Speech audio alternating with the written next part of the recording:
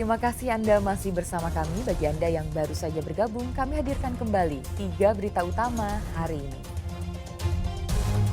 Hujan tak turun 1 bulan terakhir, sebagian petani padi di Sukaraja, Kabupaten Tasikmalaya mengalami gagal panen alias puso. Tim Muhibah Angklung memukau publik di Abu Dhabi, Uni Emirat Arab dengan pertunjukan angklungnya.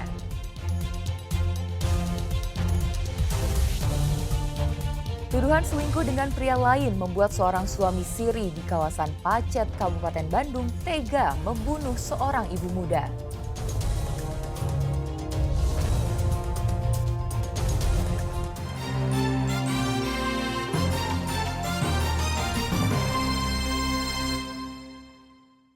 Harga cabai rawit mahal membuat semakin banyak warga Kota Bandung yang beralih menggunakan cabai kering untuk kebutuhan sehari-hari. Selain jauh lebih murah, cabai kering juga dinilai memiliki tingkat kepedasan lebih dibanding cabai segar.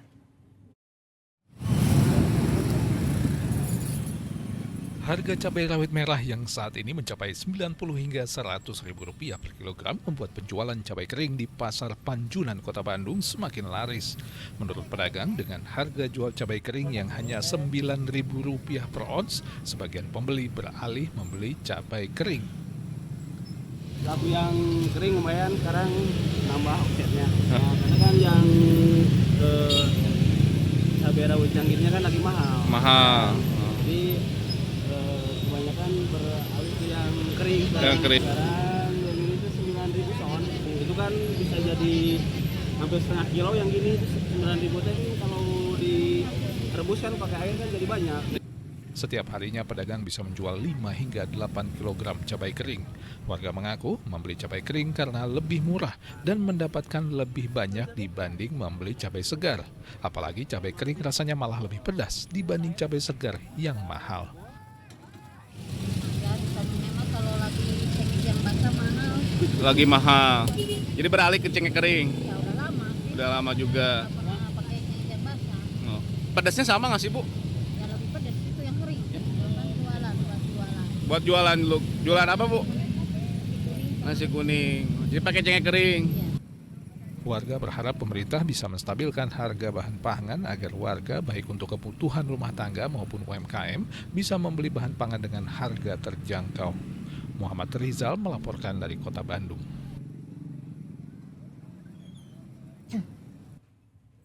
Puluhan hektar sawah di Kabupaten Tasikmalaya terancam puso alias gagal panen karena kekeringan tak mendapatkan hujan sebulan lamanya. Banyaknya petani gagal panen membuat konsumen penggilingan padi menurun.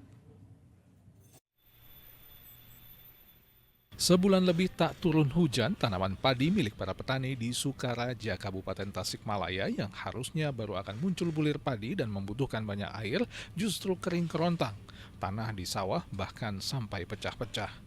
Saluran irigasi yang seharusnya jadi andalan petani pun kering. Jika tidak segera diairi, maka tanaman padi akan mati atau puso.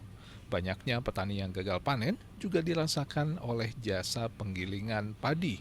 Saat ini penurunan konsumen penggilingan padi mencapai lebih dari 60%. Jika biasanya dalam sehari bisa lebih dari 5 kuintal padi yang digiling, saat ini mereka hanya menggiling 2 kuintal padi saja.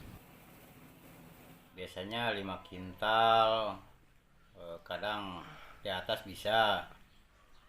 Dari pagi sampai sore.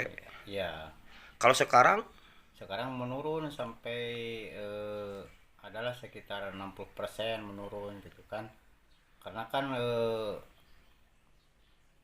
petaninya itu gagal panen, ada yang kekeringan, ada juga yang keserang hama tikus, ada yang hama wereng gitu. kalau omset Akang rugi nggak Akang sekarang? Ya jelas rugi lah, berisiko juga nggak ketutup. Jika dalam sebulan ke depan tidak kunjung turun hujan, maka hampir dipastikan petani bakal gagal panen. Sehingga tidak hanya petani saja yang merugi, tapi pengusaha penggilingan padi juga akan merugi. Dan efek terbesarnya, harga beras akan kembali melambung akibat pasokan yang turun. Eko Setiabudi melaporkan dari Kabupaten Tasikmalaya. Tim Muhibah Angklung asal Kota Bandung kembali melakukan tur seni ke luar negeri. Kali ini, anak-anak muda Kota Bandung mempertunjukkan angklung di Kota Abu Dhabi, Uni Emirat Arab. Pesona musik tradisional angklung tak pernah pudar. Sebagai alat musik asal Jawa Barat, pesona angklung kali ini dipertunjukkan Tim Muhibah Angklung asal Bandung di Abu Dhabi, Uni Emirat Arab.